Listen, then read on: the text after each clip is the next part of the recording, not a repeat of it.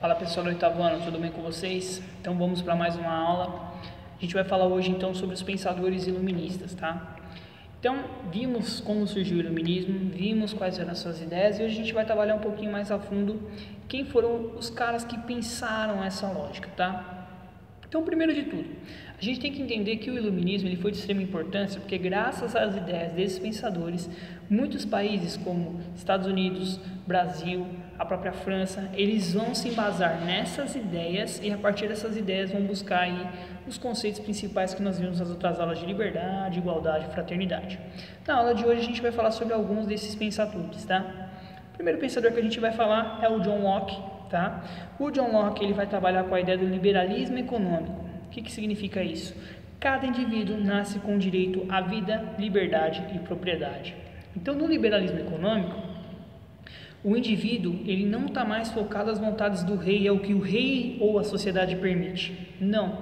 O John Locke coloca essa questão sempre da ideia de que o quê? O homem ele tem direito, ele já nasce com direito à liberdade, à propriedade e à vida.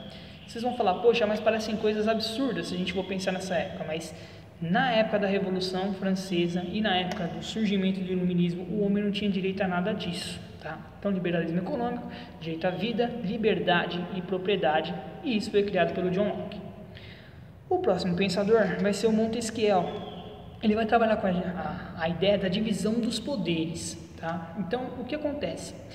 No sétimo ano, a gente vai trabalhar essa questão de unificação ou centralização de poder. Ficou tudo na mão do monarca. E a França, especificamente, vai ficar focada na questão de uma monarquia absolutista, no qual o rei faz o que quer, quando quer, da forma que ele quer. O Montesquieu, ele questionava essas ações e ele acreditava que, para se garantir os ideais de liberdade, igualdade e fraternidade, e um ponto a se lembrar, tá? Todos os pensadores que a gente vai falar, eles vão se basear numa ideia de uma constituição, ou seja, num conjunto de leis que organizem essas ideias aqui para serem colocadas em prática, tudo bem?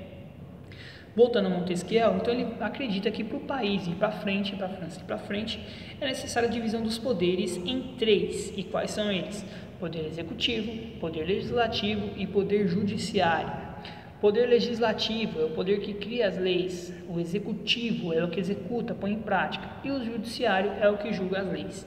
Na ideia de John Locke, a partir da divisão desses três poderes, se acabariam aí as vantagens e benefícios a específicas classes e, consequentemente, o rei não faria o que ele queria, e sim o que o povo precisava, tudo bem? Lembrando que teoria é uma coisa e prática é outra, certo? O próximo pensador que a gente vai trabalhar é o Voltaire. O Voltaire ele vai trabalhar com a questão de liberdade no pensamento, ou seja, então o Voltaire ele tinha a lógica principal de que o quê? O homem tinha que ser livre para pensar o que quisesse, seja por meio de estudos, seja por meio de observações. Então, o ponto principal do Voltaire é a liberdade de pensamento sem influências. Por quê? Antes disso, você não tinha uma liberdade de pensamento e quando você tinha uma possibilidade de pensar, consequentemente você era influenciado por quem estava no poder na época, que era quem? A monarquia absolutista. Então, o Voltaire pensava na seguinte lógica: para a sociedade funcionar, ser uma sociedade justa e igualitária, eu tenho que ter uma liberdade de pensamento, certo? Outro pensador que nós vamos trabalhar é o Rousseau. O Rousseau ele vai trabalhar com a ideia de que o poder deveria se inverter, ou seja, o rei passa a servir o povo e não o povo ao rei.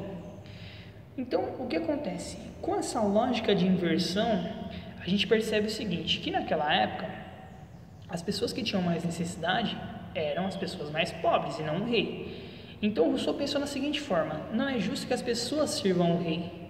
Por quê? As pessoas têm mais necessidades e o rei, teoricamente, é uma pessoa que está lá para auxiliar nessas necessidades. Então ele vai inverter. Então, ao invés do rei mandar no povo, teoricamente o povo manda no rei. Então, atendendo às vontades da maioria, segundo o pensamento de Rousseau, atendendo às vontades da maioria, você teria uma sociedade mais igualitária e justa para todos, tá?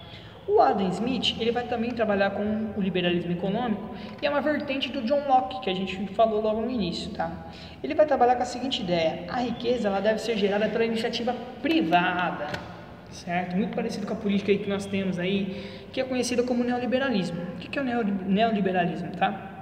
Eu vou reduzir a participação de empresas estatais e vou incentivar a empresas privadas. Ou seja, O lucro que é gerado por empresas não deve ser feito pelo governo ou pelo rei, e sim por pessoas fora do governo que têm condições de gerar essa condição. Então, o neoliberalismo ele faz o quê? Ele acaba com as indústrias públicas e incentiva as indústrias privadas. O John Locke, que é esse liberalismo, ele acreditava na seguinte lógica: com isso, as pessoas não dependeriam mais do rei para ter riquezas. Teoricamente, dependeriam de suas próprias pernas. Tudo bem? Espero que vocês tenham entendido, galera. Até a próxima aula. Forte abraço. Fiquem com Deus.